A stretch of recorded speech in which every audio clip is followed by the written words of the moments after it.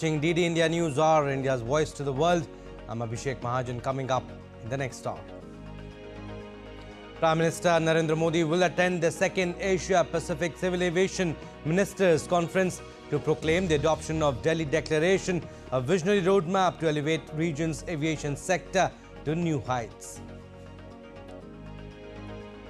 India's External Affairs Minister Dr. S. Jaishankar meets German Chancellor Olaf Scholz, reiterates PM's invite for him to visit India for the 7th intergovernmental consultations, also exchange views on security issues with German Defence Minister. US and British foreign ministers unveil new support for Ukraine. No immediate breakthrough on long-range weapons. Zelensky to travel to the US soon to push plan on ending war. Hurricane Francine loses strength after making landfall in southern Louisiana. U.S. government, Louisiana and Mississippi declare state of emergency. Louisiana parishes issues evacuation orders, curfews set.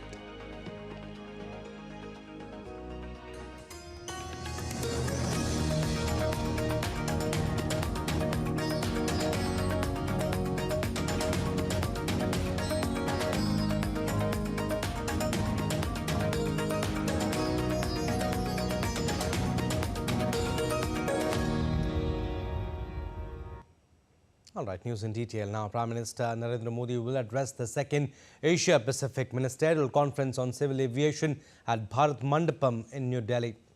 The Prime Minister will also proclaim the adoption of Delhi Declaration by all the member states, which is a visionary roadmap to elevate the region's aviation sector to new heights. This conference and the adoption of the Delhi Declaration represent a significant step forward in advancing safety, security and sustainability in the Asia-Pacific civil aviation sector. The conference will bring together transport and aviation ministers, regulatory bodies and industry experts from across the Asia-Pacific region.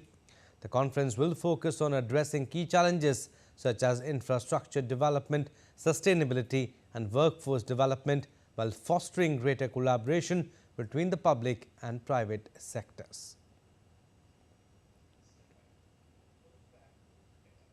Now, India's External Affairs Minister Dr. Jaishankar on Wednesday called on German Chancellor Olaf Scholz in Berlin and conveyed Prime Minister Narendra Modi's personal greetings to him. Sharing a post on social media platform X about his meeting Scholz on Wednesday, Dr. Jaishankar wrote, and I quote him, "Honored to meet Federal Chancellor Olaf Scholz in Berlin today. Conveyed the personal greetings of PM Modi. Look forward to his visit to India for the 7th intergovernmental consultations." Unquote. And the Indian minister also met German Defence Minister Boris Pistorius and discussed security issues. He also appreciated progress in India-Germany defence ties.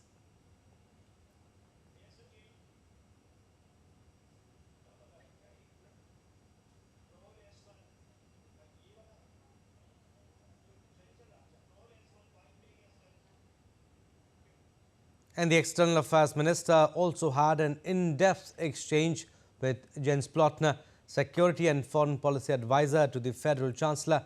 The conversation focused on preparations for the intergovernmental consultations and significant strategic developments. Dr. Jaishankar also visited the Humboldt Forum, a museum dedicated to human history, art and culture. He shared photographs of his visit on social media, highlighting a replica of the east gate of the Sanchi Stoop outside the museum. He wrote on social media, and I quote him, "The replica of the east gate of the Sanchi Stupa stands outside the Humboldt Forum, a representation of India's rich heritage in the heart of Berlin." Unquote. The External Affairs Minister in Germany on the second leg of a three-nation tour.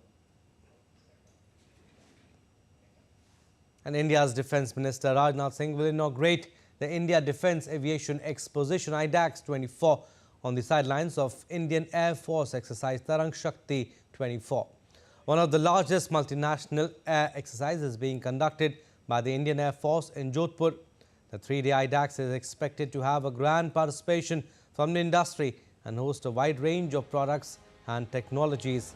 IDEX aims to showcase indigenous skills and indomitable spirit of Indian aviation industries to a wide spectrum of decision makers and end users from global air forces. This exposition would be the best platform for the aviation and defense sector industrial partners to connect with IAF's Innovation Directorate and decision makers and witness showcasing of indigenous products. And the Indian Army and the Centre for Land Warfare Studies held a conclave on Wednesday on infrastructure building on India's borders. The Chief Minister of India's northeastern state of Arunachal Pradesh said that Arunachal Pradesh has seen unprecedented fast-paced development of roads and tunnels in the last 10 years. Presently 1022 kilometers for 124 habitations का काम जो है वो अभी चल रहा है और आप सबको पता है कि जो first phase of vibrant village program के अंतर्गत में 455 हैबिटेशंस अरुणाचल का फर्स्ट फेज में इसमें अंडरटेक हम लोग कर चुका है।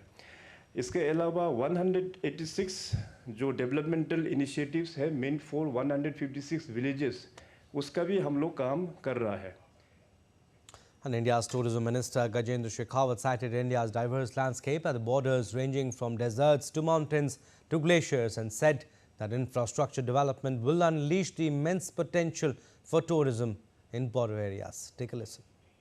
एक तरफ पहाड़ से लेकर के ग्लेशियर से लेकर के सुदूर रेगिस्तान से लेकर के और नीचे दक्षिण में हमारी समुद्र राशि से लेकर के घने जंगलों तक सब तरह की कल्चरल डाइवर्सिटी से लेकर के नेचुरल डाइवर्सिटी जो है जिस तरह से विपुल संपदा के रूप में हमारे पूरे सीमावर्ती क्षेत्र में उपलब्ध है, ये निश्चित रूप से हमें एक नई अपॉर्चुनिटी का विंडो देता है। और अगर इसमें भारत की सेना साथ मिलकर के और इस दिशा में हम आगे प्रयास करें तो मैं एक बहुत सुनहरा भविष्य टूरिज्म के दृष्टिकोण से भी देखता हूं। And India's Defence Minister Rajnath Singh stressed that the Modi government has not just focused on bridges and roads at the borders but also digital infrastructure and internet connectivity in remote villages.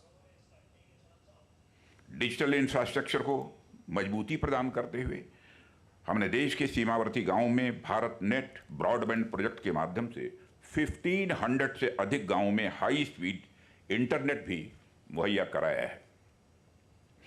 सिर्फ पिछले 4 सालों में ही हमने 7000 से अधिक सीमावर्ती गांवों को इंटरनेट कनेक्शन से जोड़ा है और इनमें भी हमारा ज़्यादातर फोकस लद्दाख और अरुणाचल प्रदेश के सेंसिटिव इलाकों पर रहा है।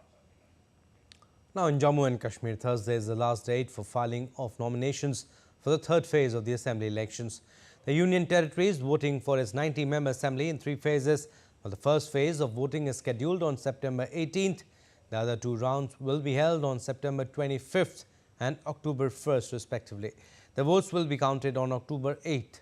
The election, first in over a decade, is expected to witness a multi-cornered fight, while the Bharatiya Janata Party or the BJP and People's Democratic Party are the 2 other major players. The National Conference and the Congress are fighting the elections in an alliance. And the Indian government on Wednesday approved the health coverage to all the senior citizens aged 70 years and above, irrespective of income, under the flagship scheme Ayushman Bharat Pradhan Mantri Jan Arogya Yojana or ABPMJAY. This will benefit approximately 4.5 crore families with 6 crore senior citizens. Provisions of 5 lakh rupees free health insurance cover on a family basis. All senior citizens of the age 70 years and above, irrespective of their socio-economic status, eligible to avail the benefits of ABPMJAY. The eligible senior citizens would be issued a new distinct card under this scheme. And the senior citizens belonging to families already covered under the scheme will get an additional top-up cover up to 5 lakh per year for themselves. Senior citizens under private health insurance policies or ESI scheme will be eligible to avail the benefits. ABPMJAY is the world's largest publicly funded health assurance scheme. This provides health cover of Rs 5 lakh per family per year to 55 crore individuals. All members of the eligible families, irrespective of age, are covered under this scheme. The scheme has covered 7.37 crore hospital admissions, including 49% women beneficiaries. The public has benefited to the extent of over Rs 1 lakh crore under this scheme. The expansion of cover to senior citizens of the age of 70 years and above was announced by PM in April 2024.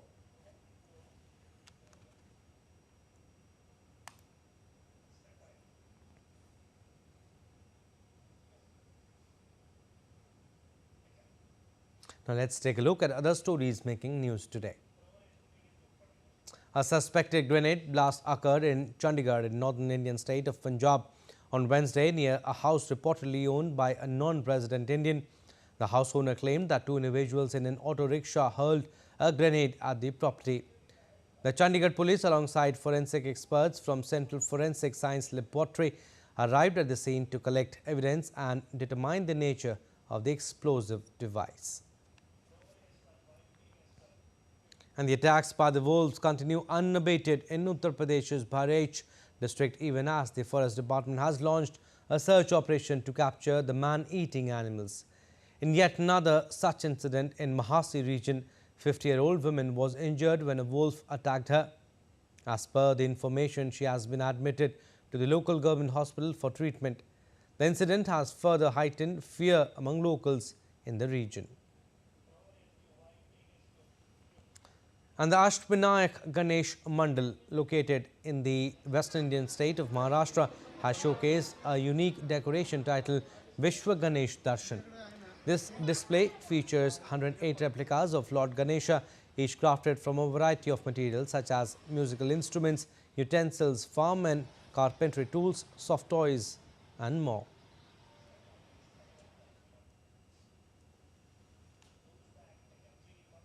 Alright, still to come on this edition of DD India News Hour. Hamas expresses readiness to implement immediate ceasefire without new conditions in Cairo. North Korea fired unidentified ballistic missile off the east coast. UK's PM Keir Starmer promises 10-year plan to fix health service in crisis, putting a greater focus on preventing people getting sick.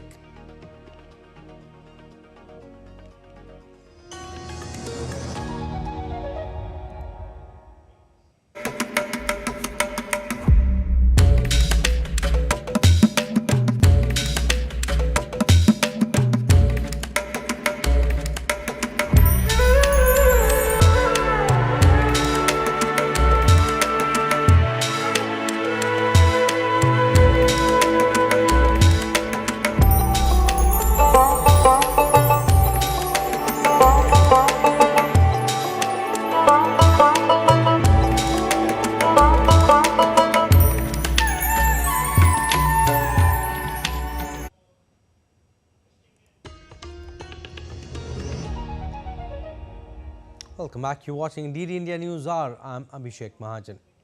U.S. Secretary of State Antony Blinken announced more than $700 million in aid for Ukraine during a visit to Kiev at a critical juncture in Ukraine's struggle against Russia. At a news conference with Ukrainian Foreign Minister Andrei Sybiha and British Foreign Secretary David Lammy, Blinken unveiled new support but no breakthrough on the long-range strikes into Russia desperately sought by Ukraine. Lammy said Britain would also provide a further $781 million of support for Ukraine. Blinken has declined to say whether Washington would give permission, but said US President Joe Biden would likely to discuss the use of long-range missiles with UK Prime Minister Keir Starmer at the White House on Friday. Blinken and Lammy met President Volodymyr Zelensky, who has repeatedly called for allies to loosen limits on the use of Western-supplied weapons and long-range missiles to limit Moscow's ability to launch the attacks. The US and UK have not given Ukraine permission to use long-range missiles against targets inside Russia for fear of escalation. Blinken and Lammy are expected to push Ukraine for more information on its strategic aims as they consider whether to give the go-ahead.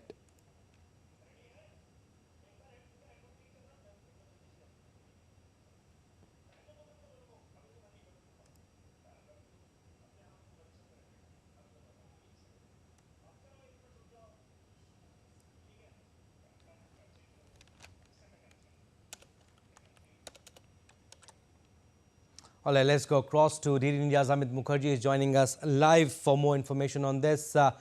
Amit, very good morning. Ukraine has been pushing for long-range missiles against Russia. No breakthrough yet, what we can make from Blinken's statement. But do you think Zelensky has a strong case now, since US also accused Iran of providing long-range ballistic missiles to Russia? Well, Abhishek, this is nothing new. In fact, President Zelensky have been pressing for this for a long time. It has been pleading with his Western allies to supply more arms and ammunition of a sophisticated kind so that it can actually respond to the aggression that, the increased attack which it is witnessing from Russia. Now, the thing is that although the Western allies had supplied certain sophisticated weapons with capabilities of deep strike within Russia from Ukraine, they had put certain restrictions on them and sanctions for the use, actually, because, the Western allies have been fearing further escalation because they don't want to be unnecessarily dragged into the whole affair, considering the global cues as far as economics are concerned. It's not very, very supportive for them. So yes, both the U.S. Secretary of State as well as Foreign Secretary UK has had several rounds of discussions with the Ukrainian government officials, which again Mr. Blinken said that they will be considering all the points which were discussed regarding supply of sophisticated arms as well as long-range ballistic missiles to Ukraine. But as of now, the fact still remains that the commitment has not been given as far as Zelensky's and Ukraine's demands are concerned. Right, Amit, but also the visit of Antony Blinken and David Lammy comes ahead of British Prime Minister Keir Starmer's upcoming trip to Washington, where he will meet President Joe Biden at the White House on Friday. Tell us, how do we see this meeting? What do we expect? Well, Abhishek, again, apart from the usual bilateral discussions which the UK Prime Minister hopes to have with the Biden government, definitely at some point in time, the issue of Ukraine's war with Russia is going to come up, and even the UK will be discussing the kind of support that needs to be extended further as far as Ukraine is concerned.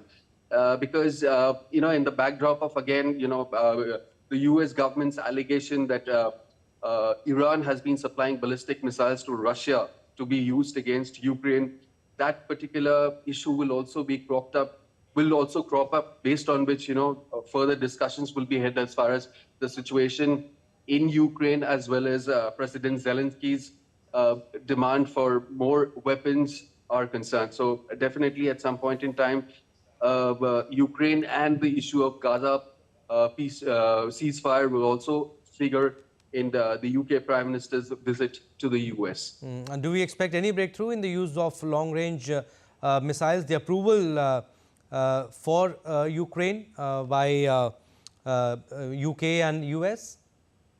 Well, Abhishek, it would be pure speculation because there are multiple factors that would be taken into consideration before taking a decision on that. And things as it now stands are very fragile. And also in the backdrop of BRICS meeting, where a lot of NATO nations are also in St.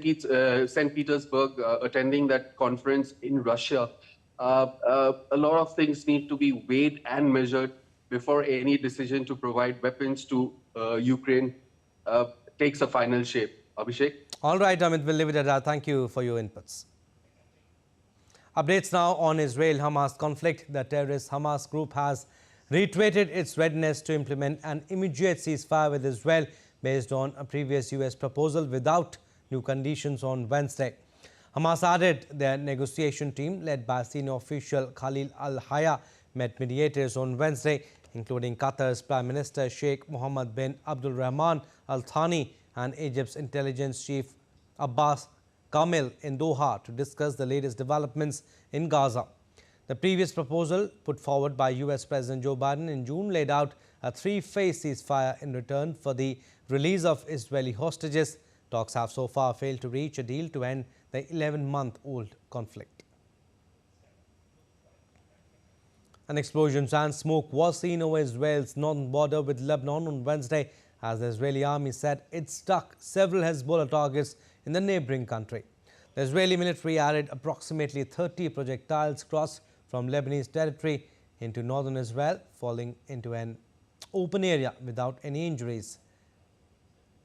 There have been daily exchanges of fire between Israel and Hezbollah since the conflict. Israeli leaders have said they would prefer to resolve the conflict through an agreement that would push Iran-backed Hezbollah away from the border. And North Korea launched an unidentified missile off East Coast. South Korea's military reported days after the nuclear-armed North marked a state anniversary. Seoul's Joint Chief of Staff said it had detected multiple short-range ballistic missiles launched into the East Sea, referring to the body of water also known as the Sea of Japan. Japan's Coast Guard said the projectile, believed to be a ballistic missile fired from North Korea, had already fallen. North Korea last fired a missile on July 1st, but has been sending balloons carrying trash across the border into the south over the last few days.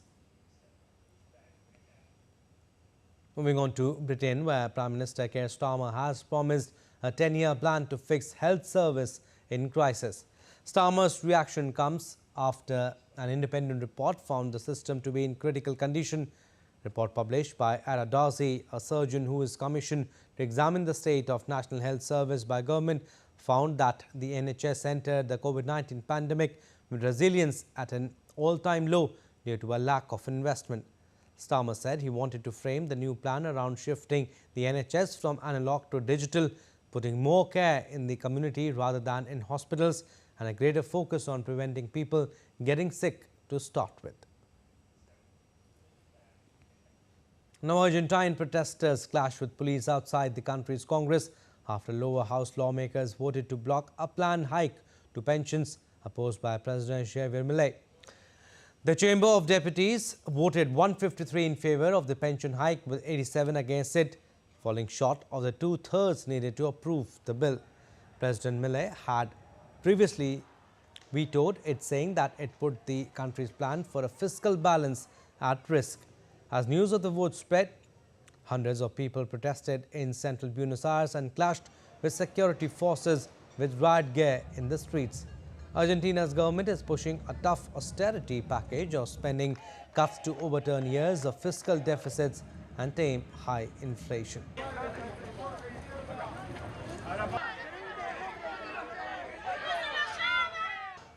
All right, time now for some weather updates. Hurricane Francine struck the Louisiana coast Thursday morning as a dangerous Category 2 storm that rapidly knocked out electricity to thousands and threatened widespread flooding.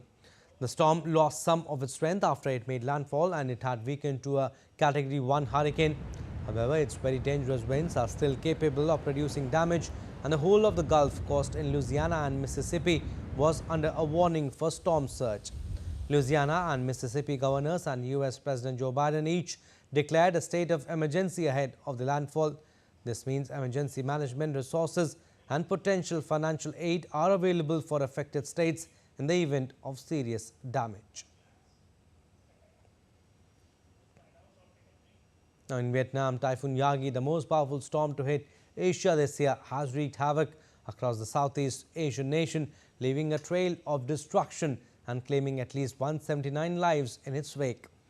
As the Red River swelled to a 20-year high, thousands of residents in Hanoi were forced to evacuate their homes, leaving streets submerged in water.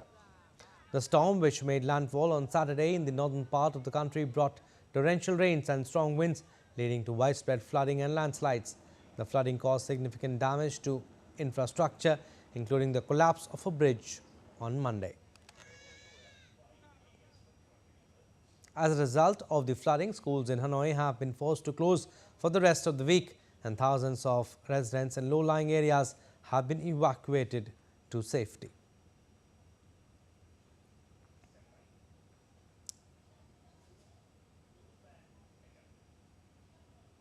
And severe flooding in the northeastern Nigerian city of Maiduguri has claimed at least 30 lives and forced 400,000 people from their homes. According to National Emergency Management Agency, more than 23,000 households and upwards of 150,000 people have been hit by the rapid rise of waters following the weekend rupture of the Alau Dam on the Nagada River. The dam was at full capacity due to unusually high rains. The floods have also killed more than 80% of the animals in a large zoo that houses wildlife from lions and crocodiles to buffalo and ostriches. And the India Met Department issued a red alert for heavy showers on Thursday in North India's Uttarakhand, Uttar Pradesh and central Indian state of Madhya Pradesh. Meanwhile, Haryana, Delhi and Rajasthan are on orange alert. The Weather Office warned against isolated wet spells in Uttar Pradesh and Rajasthan until September 15, in Uttarakhand and Haryana, Chandigarh until September 14, in Himachal Pradesh on September 12 and 13th. The Weather Department has also predicted heavy rainfall over Assam, Meghalaya and Arunachal Pradesh for the next few days. Meanwhile, several parts of Delhi received light rainfall today. According to IMD, the national capital is expected to witness a generally cloudy sky with moderate rainfall for the next 6 days.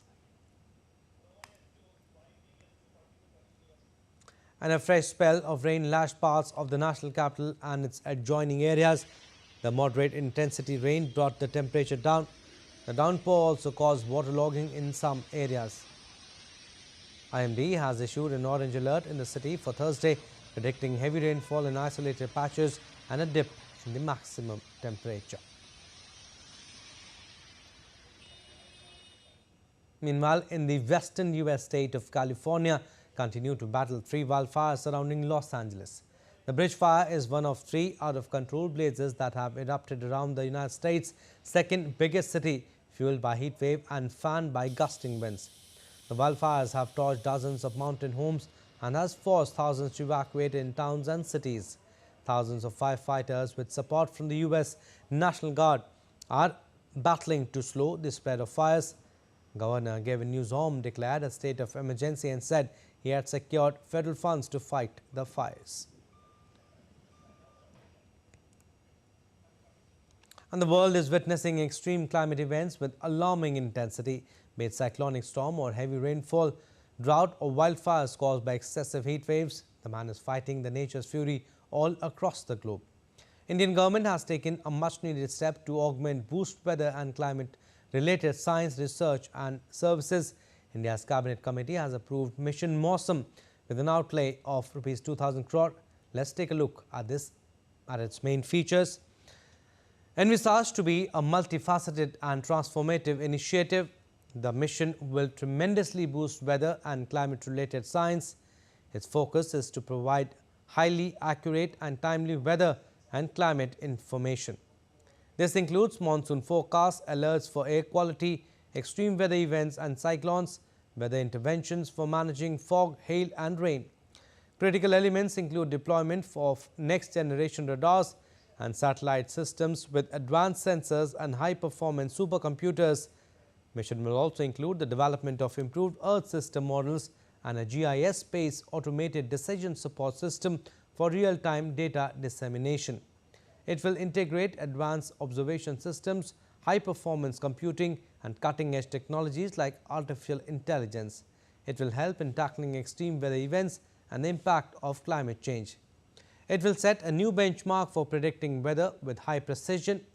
It will directly benefit numerous sectors such as agriculture, disaster management, defense, environment, aviation, water resources, power, tourism, shipping, transport, energy and health.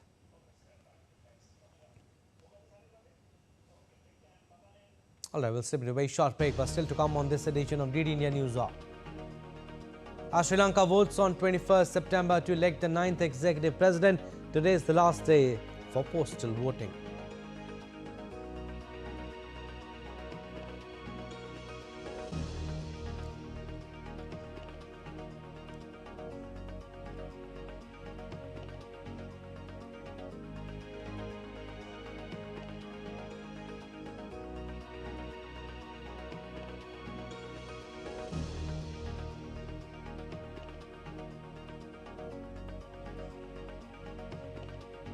Russian and US Soyuz crew successfully enters International Space Station to spend 202 days on board.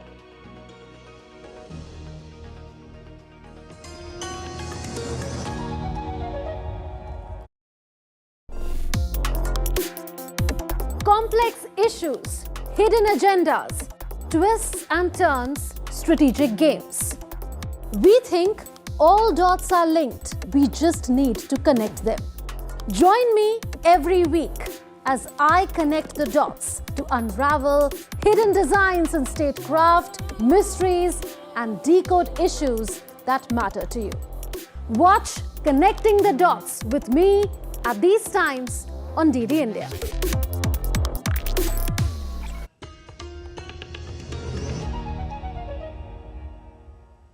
Welcome back. You're watching DD India News Hour. I'm Abhishek Mahajan. Recap of what we have done so far. Prime Minister Narendra Modi will attend the second Asia Pacific Civil Aviation Ministers Conference to proclaim the adoption of Delhi Declaration, a visionary roadmap to elevate region's aviation sector to new heights. India's External Affairs Minister Dr. S. Jaishankar meets German Chancellor Olaf Scholz, reiterates PM's invite for him to visit India for the 7th intergovernmental consultations, also exchange views on security issues with German Defense Minister. US and British foreign ministers unveiled new support for Ukraine, no immediate breakthrough on long-range weapons, Zelensky to travel to the US soon to push plan on ending war. Hurricane Francine loses strength after making landfall in southern Louisiana. U.S. government, Louisiana and Mississippi declare state of emergency. Louisiana parishes issues evacuation orders, curfews set.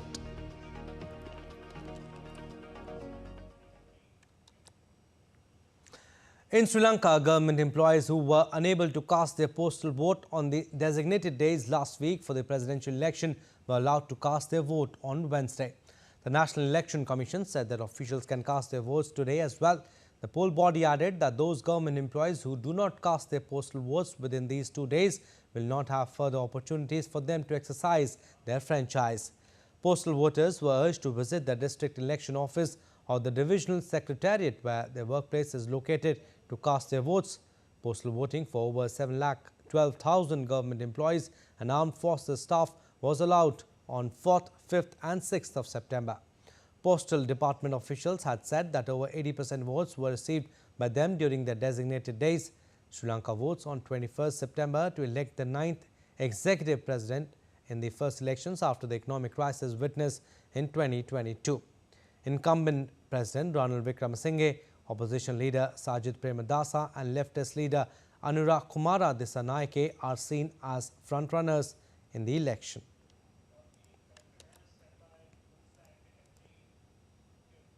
Let's go across to Colombo, where DD India's Dr. Ahmed Moeen Faruqi is joining us live.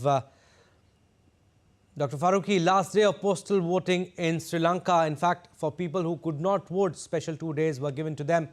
Tell us how has been the turnout and which district had the highest number of postal votes?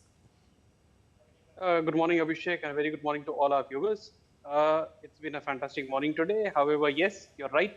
Postal voting, which was conducted last week on 4th, 5th and 6th of September. Those were the designated days for the government officials and the Triforces officials. However, today and yesterday have been designated as special days for those who missed out on those 4th, 5th and 6th September voting. The postal voting percentage had been stated that on those first 3 days, the voting was more than 80%. By the Postal Department officials, saying that those many votes have been received already by them. The complete turnout we will get to know after the completion of the voting days today as well. So the entire details will be brought out by the Election Commission and the Postal Department later today, hopefully by the evening. Abhishek. Okay, presidential election to be held on 21st of this month. Close contest on the cards. Tell us who are the front runners. Rajapaksa's son, Wickremesinghe, is also fighting an uphill battle. Who are the front runners? Abhishek, it is a very, very close fight this time around. You know, usually Sri Lanka has seen a straight fight between two candidates, and the winner has normally directly in the first round of counting itself secured more than 50% of the preferential votes.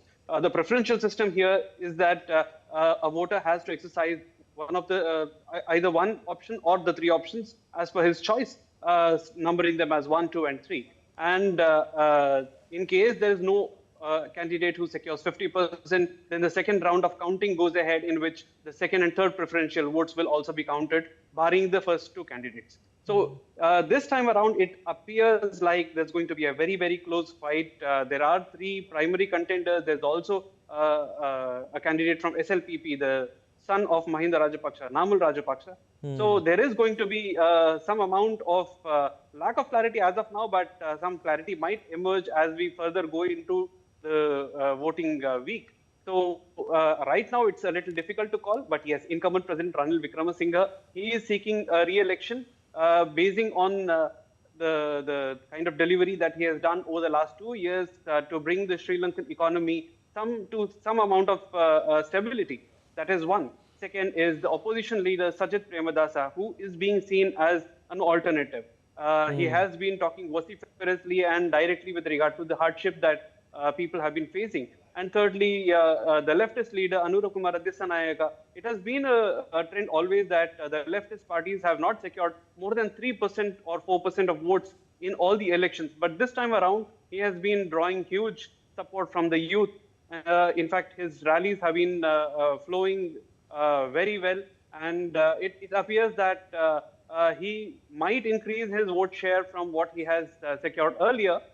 In fact, he has been talking about a complete revamp of the system, a complete change in the system, which he calls as corrupt, and wants to bring about some sort of a systemic change. So these 3 have been the main front-runner candidates. Namal Rajapaksa, he is the candidate from SLPP, so he might also cash in on the loyal vote base that SLPP has.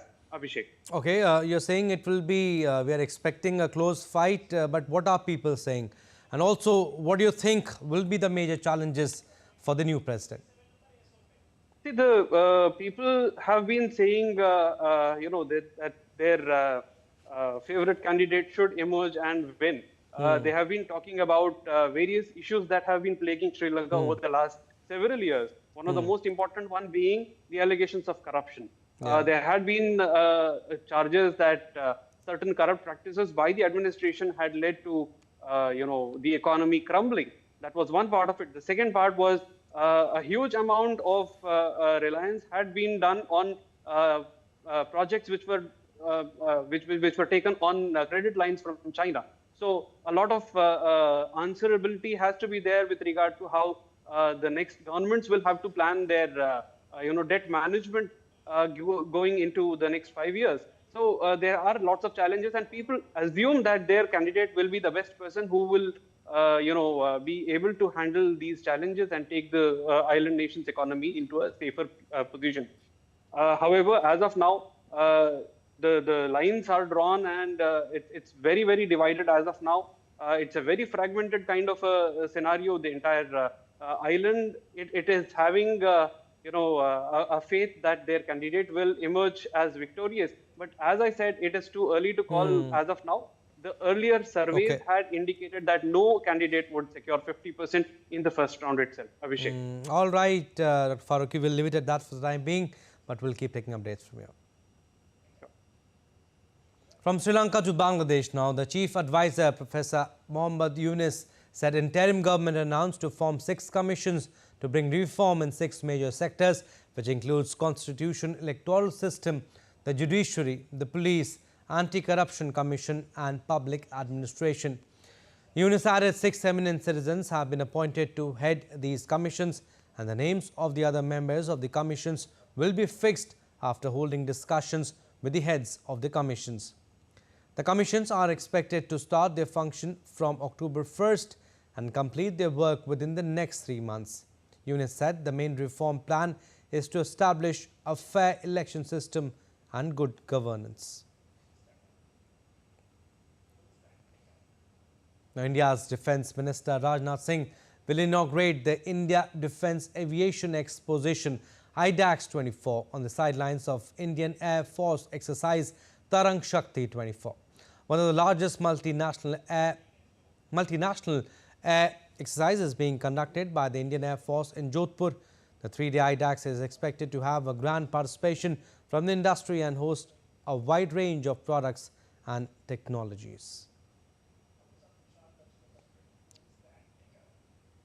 All right, let's go across to Jodhpur now. DD India's Vishal Barrister is joining us from northwest Indian city. Vishal, good morning. The second phase of Tarang Shakti exercise is currently underway in Jodhpur, and on the sidelines, the Defence Minister will inaugurate the Indian Defence Aviation Exposition. Tell us how significant it is. Well, a very good morning to you, Abhishek. Yes, here I am in Jodhpur, which is also called the Sun City and gateway to Marwar. The world knows this area as the place for the Thar Desert. At 11 o'clock, the Defence Minister is expected to reach here. He would be inaugurating the Defence Expo here. And 8 countries, including America, USA, Singapore, Greece, Japan, and Australia are participating in this exercise. And let me tell you that it started off on the 30th of August and it would go till 14th. The Defence Expo that is going to be inaugurated today will continue for tomorrow as well. Now, what is so special about this Defence Expo? Before that, there would be a display of flying display, which would be having the light combat aircraft, Sukhoi 30 and Suryakaran aircraft from India, and thereafter it would be a static display, and the aircraft from the friendly nations who are participating in this exercise would be on display.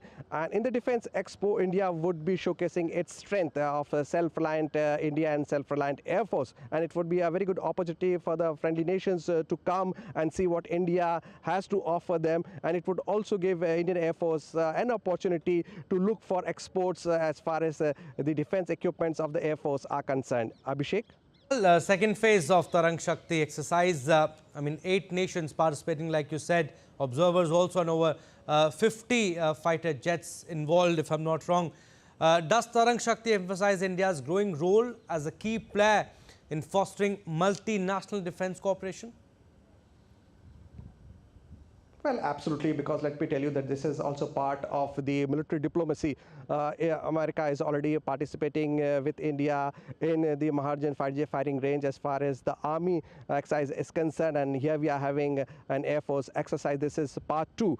That started off on the 30th, and apart from USA, Australia is participating for the very first time, and Australia is here with its Growler aircraft, and Australia expressed its great pleasure, and it said that India and Australia can go a long way as far as establishing peace in the Indo-Pacific region. So India's growing power as far as the leader of the global south is concerned is being recognized, and this military exercise is also part of that, and India is going through very well as far as its military diplomacy is concerned.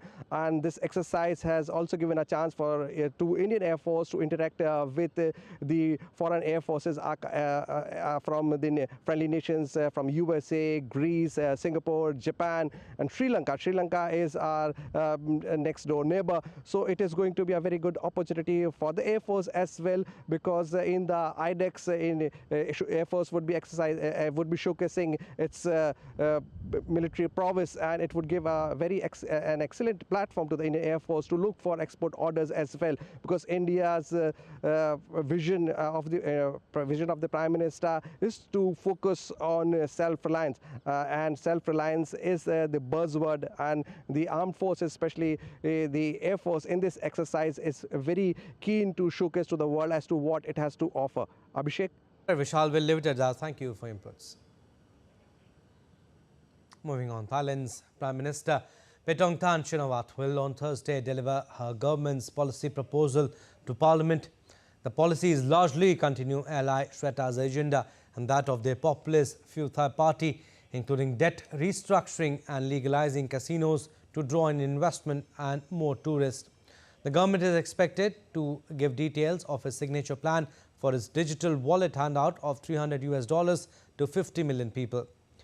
Political newcomer Paetongtarn's cabinet was sworn in earlier this month after she won the backing of Parliament to become Thailand's youngest premier following the shock removal of predecessor Srettha Thavisin by a court decision. And the United Nations Security Council unanimously agreed to renew the sanctions levied on Sudan for a year. This means that the arms embargo, assets freezes and travel bans will continue till September 12, 2025. The International Fact-Finding Mission for Sudan, in its report submitted on September 5th, had recommended expanding the existing arms embargo in western Sudanese region of Darfur throughout the country. The aim with this would be to stem the supply of weapons, ammunition and other logistical or financial support to the warring parties and prevent further escalation. And the Soyuz MS-26 crew launched from Kazakhstan's Baikonur Cosmodrome successfully entered the International Space Station just hours after docking on Wednesday.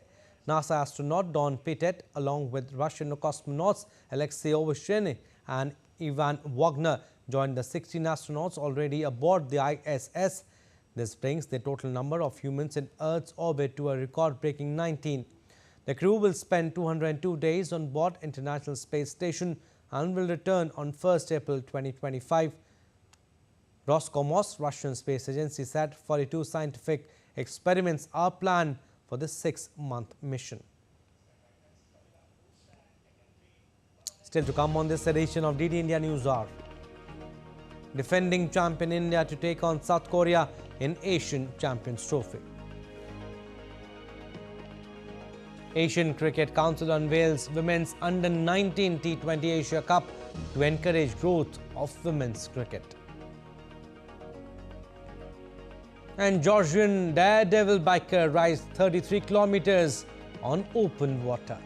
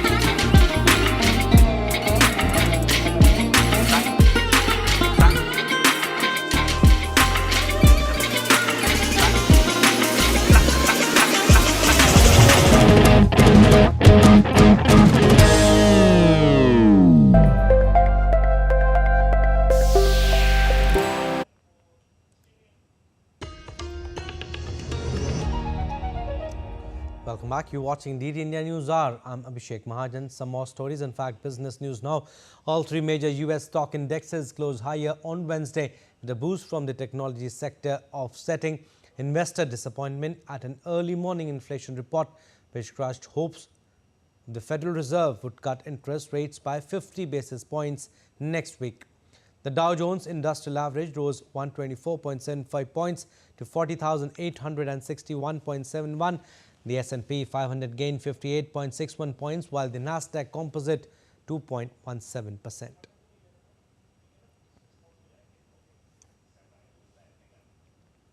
All right, sports updates now. We'll start with hockey. The Indian hockey team will face South Korea in the penultimate group match of the Asian Champions Trophy on Thursday in Hulunbuir city of China.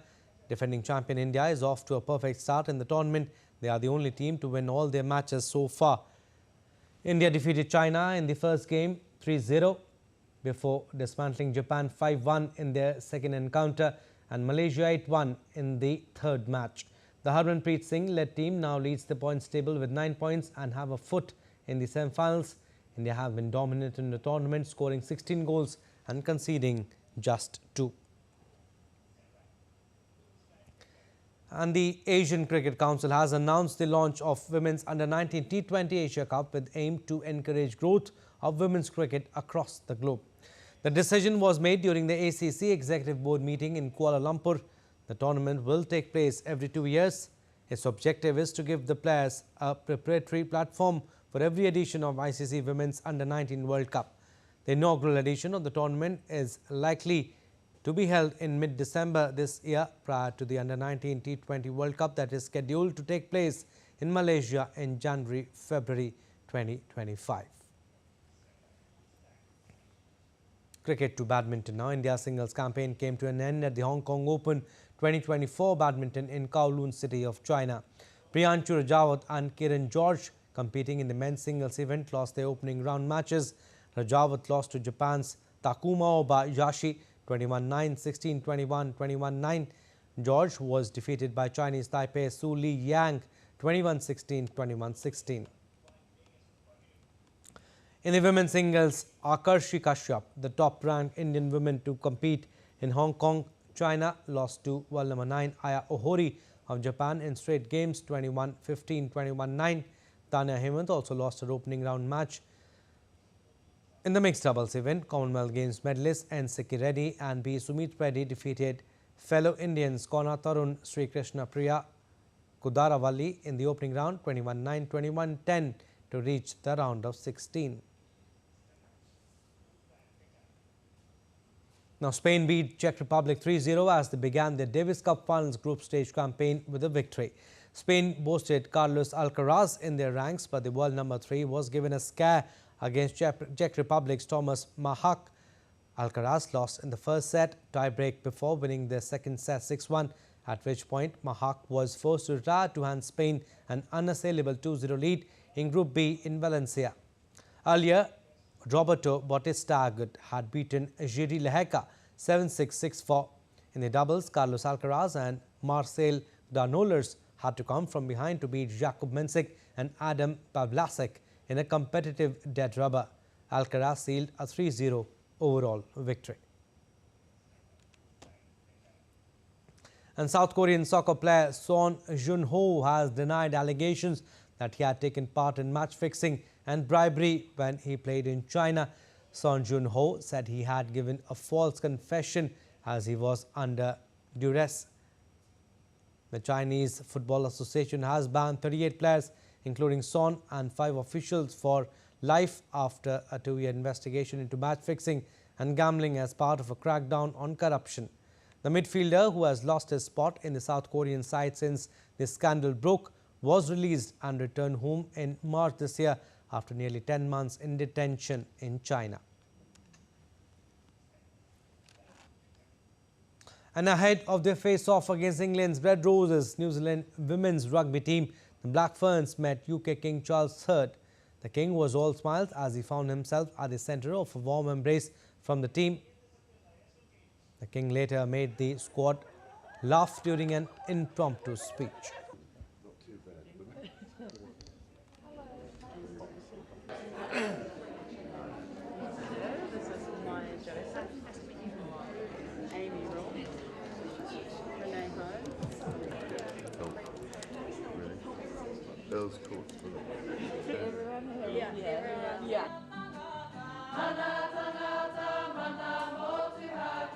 Later October because of doctor's orders, but I hope there'll be another excuse. Now, Georgian daredevil biker Georgi Zakheledze rode 33 kilometers on the surface of the water on his modified motorcycle. He traveled the distance between 2 Georgian coastal towns of Kobuleti and Poti on the Black Sea.